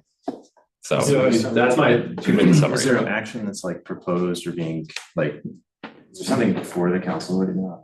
So the way that council works, Or like council a works. Study commission or something, or what's going on with that? I'm sorry, I didn't mean to interrupt your No, question. you're good. Council works similar to the way that this board works. In the beginning of their year, they create action items. Because they are also just elected officials. We're appointed officials, but they're elected officials. They're not staff. So they say what we care about as politicians. I campaigned on this. I want to get this done. And they can come up with a list of the biggest things that they want. And then they have staff, et cetera, to kind of move through them. Obviously, they also have influence through the city manager and other things. But one of the biggest ones, I think, that Matt Benjamin is, I don't want to say Title IX abolitionist, but like one of his priorities was Title IX. He also, I think, got the most votes this year. Is that, I mean, look, like, we all know that throughout our country, zoning was used to promote segregation in the past. And a lot of those laws are on the books, but have been amended since then. And the same is true of our Constitution. Like, our Constitution is inherently racist, but we added a 14th Amendment after the Civil War to deal with that. And I guess what I would like to understand from someone here is how much of this movement is more of like a symbolic ideological virtue signaling that like there were racist laws in this title at one time or something, and we want to scrap it to kind of show that we're doing something, as opposed to like actually addressing a modern issue. Title IX's a mess, objectively. That's non-controversial. The reason is because I think maybe it's more controversial how it became a mess, but it's uncontroversial that it is a mess. Like you said, the developers don't even want to touch Boulder because our land use code is so Byzantine and layered and complicated. It might be a little bit more of a political and subjective statement to say that that's rooted in prejudice and exclusionary philosophy. That might be philosophical and political, but if that it's a mess is objective and measurable. When you hear various anecdotes about the coffee shop owner who took 400 days to get their permit, it seems like the zoning is baroque and complicated and limiting. And it's hard to kind of draw a direct line from that to like the redlining that was pervasive in the 50s and 60s when the suburbs were built. And so like, you know, to just kind of claim that Title IX is this embodied structural racism. It's not intuitively appealing as like this is the main focus of why we should do this. But I will say that it's worth your time to read The Color of Law, which is a book that the entire planning board read like 3 or 4 or 5 years ago. And it talks about from the local to the federal, how much all the housing policy and the land use codes was like racism and exclusionary policies was just baked into all of that. And so Title IX is kind of a living legacy of a lot of this inheritance that we've had over a century. And so I don't want to dismiss that. I feel like there's good reasons for equity and for inclusion and all this to think about zoning really carefully through that lens. I mean, do you guys, when you walk around Boulder, do you think that there's something going on with our housing laws that's making this community segregated or inherently racist? Well, yeah, man. From your I mean, observations, like, so do you my see that? point is, it's like I grew up in a white suburb, and like walking through it and whatever, it didn't seem like a problem to me. So like my point is that like reading about the history of how this all came to be is worth some perspective more than just walking around your neighborhood. Yeah, I appreciate that. I'm just like, where do we go from here with our current community? Yeah, I think the other big component of that, like Max mentioned, was the process component of Title IX, and that's one of the biggest issues. I think, facing I mean, the I would, city yeah, I right would be now. interested in having and learning about like concrete things that are under consideration or that could be done about the regulatory burden or what makes it difficult to build, as opposed to like getting into the ideological or historic, like I think it's relevant, but in terms of like the limited time and bandwidth we have, like I feel like focusing on the narrow piece of like, why does it take so long to get the permit for the coffee shop owner would be interesting use of time. Yeah, which is why I was saying there's the philosophical and historical backbone of that, which I cannot help but mentioning in these conversations. Yeah, I mean, that's something to campaign on, you know, if you're running for council. And It's it's bolder, like that's what, you know, that. I mean, that's irrelevant, but would it, to finish my statement, I have my philosophy on why these laws are the ways they are. But to your point, the fact that it takes a year to get a permit, like that it takes, I'm trying to build a deck for somebody right now. It's going to cost them like $90,000. And it's like, that's not me. Like, that's the reality of doing construction in Boulder, that they need to have me on a retainer for months and months and months to just get a deck permit through. That's complicated. Do we have someone who's addressing that, or like, Yeah, I guess so sort of, or I think that we need to do a little bit of thinking about how we want to address the Title IX conversation. We do have a conversation on the books in September to talk through the Prop 123. Part of that relates to the state requiring that communities, if they're receiving state funding, enact fast track programs. So that at least will help with affordable housing development. But we might want to have a conversation about development as a whole. So the other thing I'd like to broach on in spirit with, let's keep up to date, is I read in Boulder Reporting Lab recently, Boulder City Council advances ballot measures for vacant home tax and rec center bonds. Vacant home tax is very much a housing issue. Rec center bonds, not so much. Is that on the ballot? Do we know? Like, you know, typically if it's not a citizens led initiative, city council votes to put something on the ballot. If that's something they've already done, then that ship has sailed. But if they have not, perhaps that would be the type of issue we should be commenting on if they're having a debate about a vacancy tax. I believe that they've moved it forward. That is my understanding. It was pretty universally, the citizen-led initiative included commercial, and the council wanted to do exclusively residential. And I'm just going off of this article. I haven't actually looked at the language. I mean, the vacancy tax drew the strongest support in the survey. Support climbed further when respondents learned the tax would apply only to people with second or third home in Boulder. But then says the details are still being worked out. Aaron Brockett says he wants to see an exemption for property owners trying to rent out their homes. So that based on that June 28th article, it doesn't sound like the ballot language has actually been set in stone. And I don't know if even discussing this, it's probably we don't meet enough to deal with it. But like ideally, if they're contemplating ballot language to post the voters on the housing tax, that is something we should be saying, hey, council, this is what we think maybe the language should look like. I don't know about timing and The timing is the only thing I have a concern with. I don't know where along the process it is, so I'd have to sort that out before we can offer as a. Right. Yeah.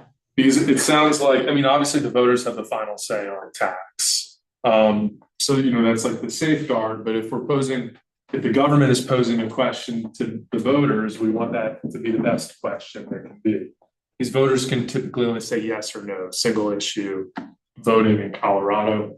And, whether or not it includes an exemption for landlords, if you're trying to rent the place, vacancy.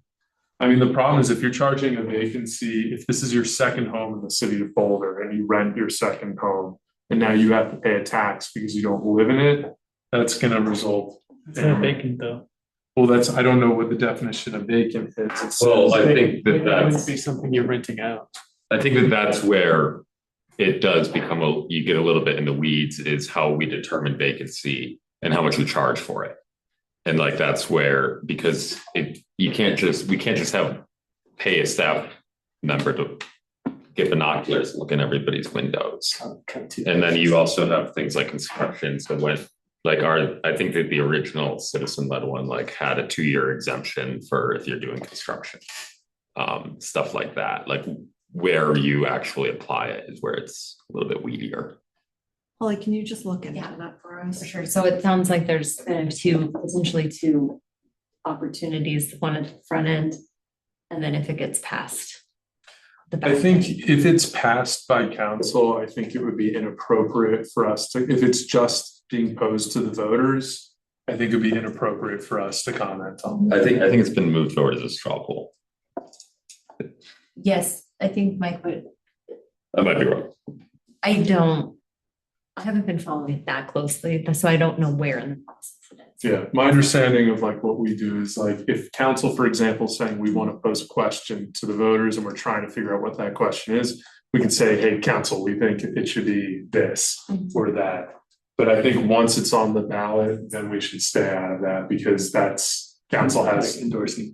Yeah, that's up to the voters now. Council has no say on it. That's a political question. I mean. Okay, so I owe you details on where the process is. That's fine. And if we do want to weigh in, we probably would need to do it soon. Yeah, that's what I'm. Time sensitive. Okay, we have a few new things to add to other items to explore. And I think some of them are fairly time sensitive, so we can look at how we squeeze that in to this year's work plan. August, it sounds like last month, there was not consensus on what to do for August, because Tiffany's out. I guess there was an idea to go to the shelter. I would propose that if we're going to the shelter, that maybe we volunteer. Instead of just touring around. I like that idea. Okay. I think we get our tour through volunteering Yeah. probably too. Yeah, I think that would be appropriate. So we would just have to come up with a day that would work for whoever wants to join on that, and that could be in lieu of a meeting. It's not formally organized by the city, is that? I'm taking that last week off from work and I'm having a staycation. Okay. So I could do any day of the week. Oh, okay.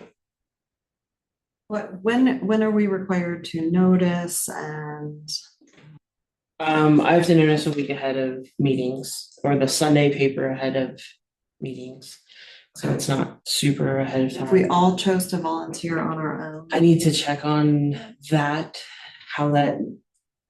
The rules around boards meeting even outside of board Okay, yeah. business is fuzzy in my understanding of what is allowed. Okay, So let me get some clarity from the clerk, because I always have to ask her.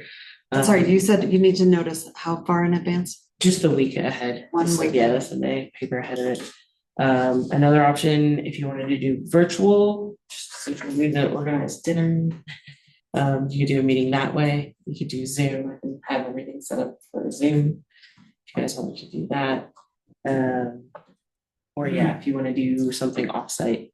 Well, yeah, one of my questions, for things that for the upcoming meetings, it would be helpful, and I'm glad that you shared the the part of the 2024 thing for homelessness, but like I think it'd be great to have some like pre-reads of things like before we have meetings so that we like come into them with a little. So I've like maybe one idea is that we could do some reading and about like meetings coming up after for the rest of the year and like find some materials and, you know, do some fun beach reading about housing policy, kind of bring ourselves up to speed a little bit.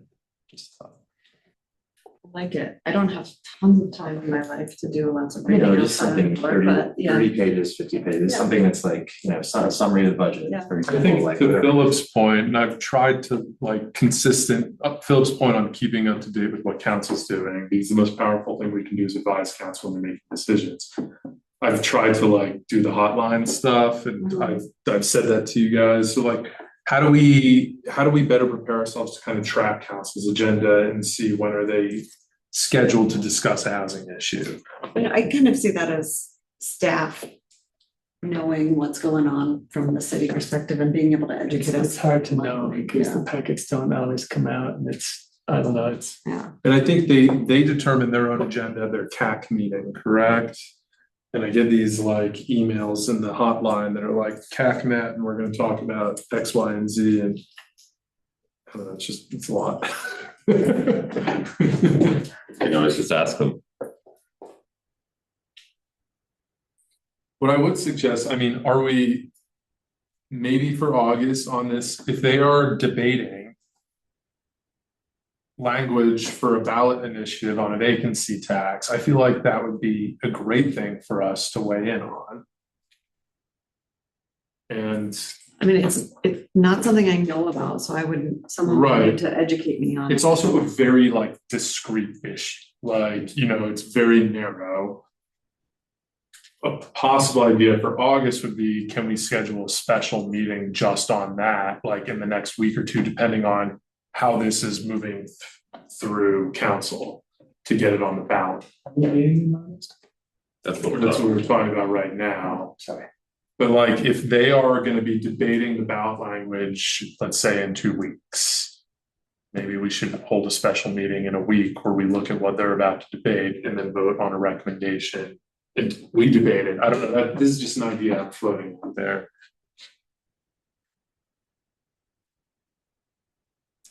They would I mean, one thing that you always, what does the community think about this? I've seen some council meetings, they ask staff. And straw poll would be interesting too. Looked like I just looked it up quickly. I think it was pretty strong support, like 2/3 support. I'd say 60%. overwhelming support. Yeah, but I'm not just saying, what I'm saying is not necessarily yes or no. Again, the voters will make that decision. But it's like, what is the question that's being posed to the voters? Devil's in the details. I apologize because I haven't seen this like a ballot initiative like this go through, but I would like there's a lot to go in this ballot language and how much advice can be taken in outside of what already has to be in there. Like there's Tabor rules, there's lawyers have their hands on it. Like there's a lot of stuff that this body may not be able to influence in terms of what that language can look like. I don't know. I'm just offering it as like it may not. So if Holly could go back and do some digging from on the staff level on where we're at and how much influence the language, if it can actually be tweaked at this point in time. Yeah, I'm just going off of this June 28th story where the mayor pushed back and said he'd like to see a modification. Like that's what I'm saying. Like we can also look at this language and have a conversation about. I mean, there are 2 lawyers on this board, and you guys are also all very smart and capable of, I think, reading an ordinance and understanding it. And that's a discussion we can have. Is the objective when there's a citizen-led referendum is we want it to be the best question for the voters, so that if they say yes, that's what I'm getting at. I think one of the big differences between the citizen and the city Is Is there a citizen one that's gonna be on the ballot? Do you know? no, they pulled that down, because they really weren't getting enough signatures or volunteers, which is, in my personal opinion, a shame. And it does take quite a bit of money, volunteers to get the signatures. It's easier to get something on the ballot for legislature. But if you do it with signatures, it has significant more teeth. Because when you're because elected officials are less likely to rock the boat. Because they don't want to piss off their constituents.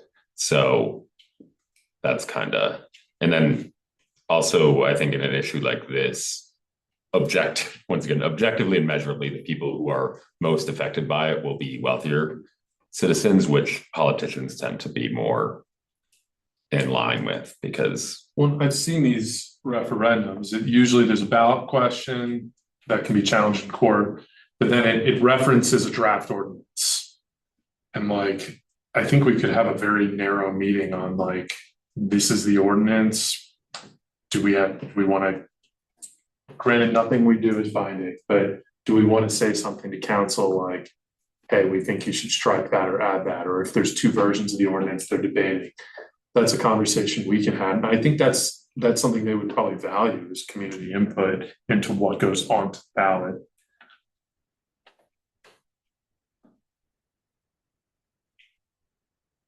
I hear that Holly's gonna do some research. I'm not sure we want to do an emergency meeting for that, but if we have a meeting in August, I suppose we can talk about it then. I guess, can we do a poll of who wants to have a meeting in August? Tiffany's not gonna be here to arrange logistics. It sounds like we could do it via Zoom, or we could cancel. I think in the past we've missed one meeting per year, something like that. Okay, we don't currently have a topic. I'm happy to do the volunteer, have field trip. I don't feel strongly about the need to have a meeting. Related is that we've often done the affordable housing bike tour, which we haven't done now in 4 or 5 years. I don't know if Jay or Holly would want to do that, but I just okay. love this idea. You just It's gonna be pouring rain and. It's rained out. Yeah. Do you love or don't love? I do love. Oh, good. Yeah. It's a great tour by bike. I won't influence this body on what you should do in August, but Do we want to do that at the end? it is Tiffany, we'd have to notice that just as Yeah, every but I don't other. know that anybody's ever come to any of the times that they've The done more it. the merrier though. Yeah. And we do have like a But tour Ryan will come. established. You get Ryan to Of come. course, Boulder has a affordable housing bike tour to staff. I don't know if it's bike tour. I think we've made it. that Jay's They probably have a full-time staffer whose job it is.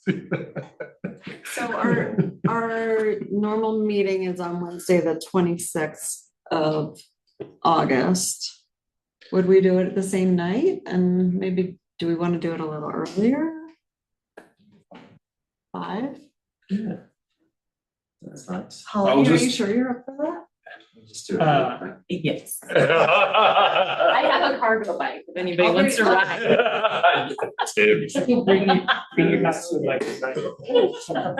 Yeah, I might be careful, put my that's gonna daughter have your plane. Yeah.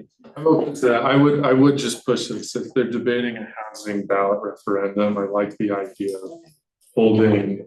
It would probably have to be, I just feel like it's coming up, because Yeah. if something has to make a ballot in November, it's probably. It just seems like we're a little behind on that one schedule wise. I hear you.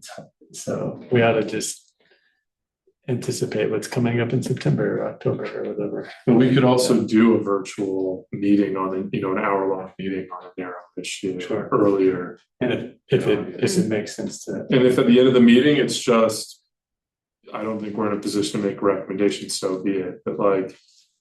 I would feel, I don't know, I feel like that's something we should be weighing in on, or Well, considering weighing. Let's get feedback from Holly and then we can make a decision on that, but I guess we're gonna plan on a meeting in August, but it's gonna be a bike tour, and if we need to meet a little earlier to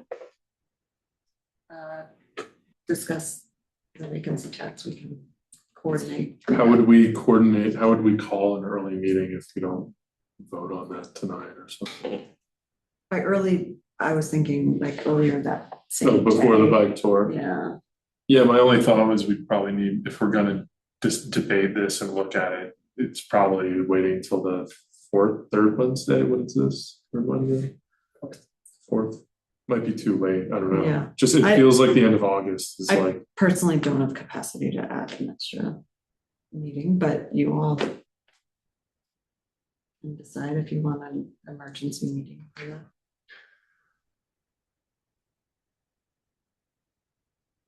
I think that if we get information from Holly, we're all capable of researching this independently and discussing it Okay. at the next meeting. That's my opinion. I also am pretty booked. Okay. Well, I think that this was productive. And I'm excited about the bike. so are we doing a bike tour, what are we doing? Let's do a bike tour, 5 PM on August 26th. And then are we suspending this meeting? On the cargo rack. Oh my god.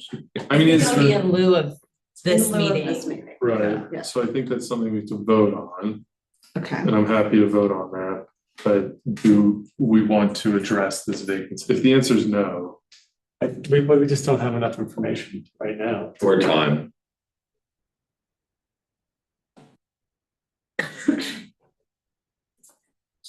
I can bring information back to the group via email and the group. Decision can be made then. How does email work for HAB? Can we email each other? Can we let you- You can't have like conversations via email about business. Yeah, no, that's, yeah, the open meeting laws Yeah. contained. Okay. But if I want to just You could send a message to the housing advisory pontificate board. on my, I just Aren't we allowed, send it to. aren't we allowed to discuss like logistics, like whether to Yes. have an emergency meeting? Like, I feel like we could do that. Yeah. already. Yeah, you just gotta discuss business. Is there? Yeah, like when I look at I search vacancy in my emails for HAB. The last discussion of this was June 24th, where council members were debating whether to include a vacancy tax initiative on the ballot. And then on the 28th is when this Boulder Reporting Lab story ran, which is presumably after the council meeting. Did Brooke write it? What? Who wrote it? Brooke? No, there's a bunch of the Shuhard, Wallach. No, the article. Your thing. I don't know. I'm seeing that like August is when the council's gonna vote on the final language. Do you have the date? Where'd you find that? Yeah. Okay, so So it's probably. questionable. Like, works for at- 75%. He works at Google. He literally has access to all of our information. Not personally. Like, But yes, it's important. That's so bad. I mean, I don't know what we're voting on next Tuesday. Like, well, we only get our packets a week in advance. Probably not a vacancy ballot then. August 6th or August 20th is what is the dates to watch out for. Well, I think those are the regular meetings. Yeah, those are the regular meetings. I think it would just be monitoring the one meeting unless Holly has information. Which both would be before this next regular meeting. So we would want. I mean, I imagine someone from HHS presents on this and then they vote, right? Is that where it would originate from? HHS, I don't think that's, Mm-mm. no, this is not within HHS purview. Like who did?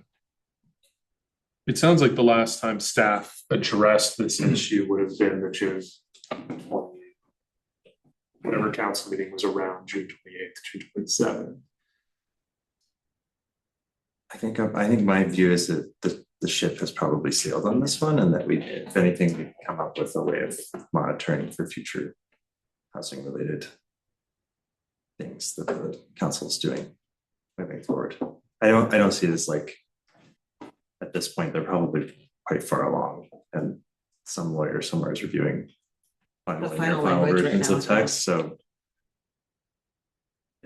I also think you're pretty spot on, Holly, that I'm not sure. The fact that they've advanced it with this straw poll, I don't know that we would have much other than we support this, and there's already avalanches of community support behind it. So. I agree. If it was like a split council, it might be something. Be like, hey, but I don't think it is. In fact, It's I think actually, so according to Reddit, which maybe your AMI might be eating Reddit because it does that. But the discussion is council's actually debating whether maybe they want to include it because I guess the idea is from council's perspective, when you put too many measures on the ballot, voters tend to say no. And they want this like an infrastructure, the bonds for rec center, that's the other one. And I think they're debating, do we include the vacancy because out of concern that maybe if they include the vacancy, it could hurt the other one. and the train and the. Right, like if you put 20 things on the ballot, then everyone's gonna just go, no, no, no, no, no. So I do know this in past years, like they are selective about what they choose. So if we think it's important to be on the ballot, it's something we could weigh in on. But to wrap up this discussion, is it too late? We would have to call an emergency meeting to discuss it. And that's something we could do via Zoom. It seems like we've reached a consensus that it's too late. That is my Yeah, view. And if that's that, then so be it. I mean, is there anyone who would be interested in seconding a motion to hold an emergency meeting in 2 weeks on the vacancy tax? If the answer is no, then I won't make a motion. Okay. Okay, would someone like to make a motion that we have a meeting August 26th at 5 p.m. for a bike tour? We have a bike tourist, tour leader. Ollie, Holly Did you volunteer? implied that she would. Oh, you did? Oh, I I'm thought, happy to help. Is it open to the public? Yes. Okay. Just let's get a gang of us, like go all over the town. Where would you like to meet? There is a affordable housing tour, and I think it starts, it's not a bike tour, but it is a pre-planned tour. And I think it starts at,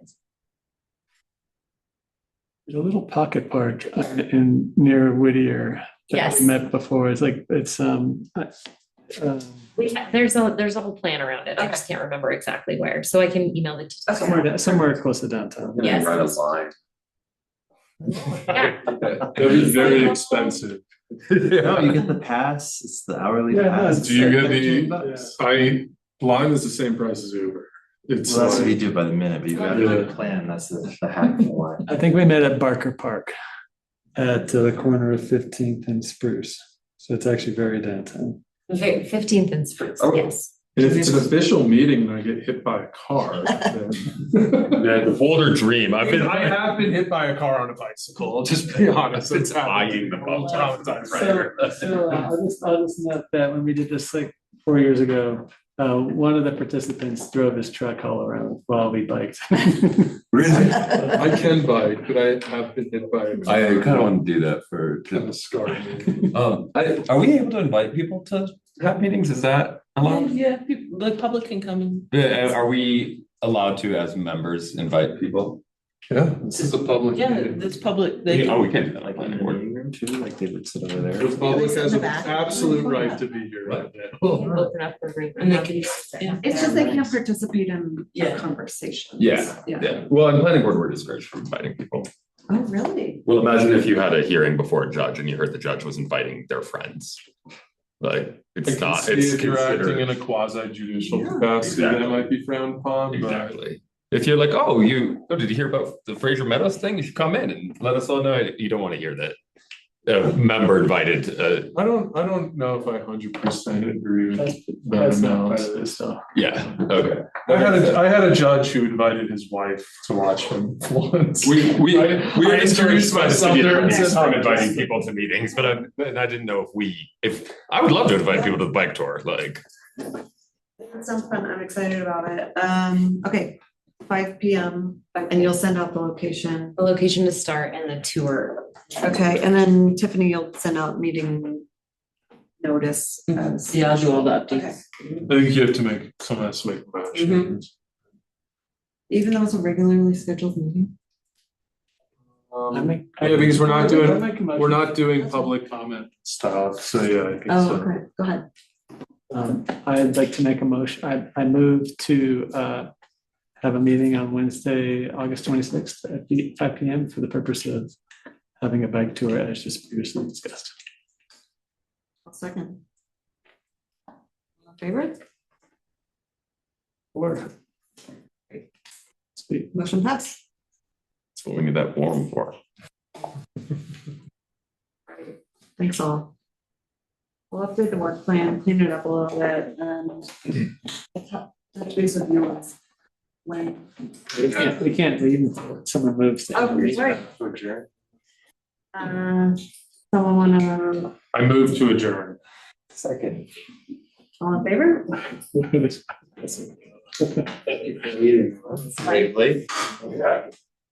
It was nice to have you back.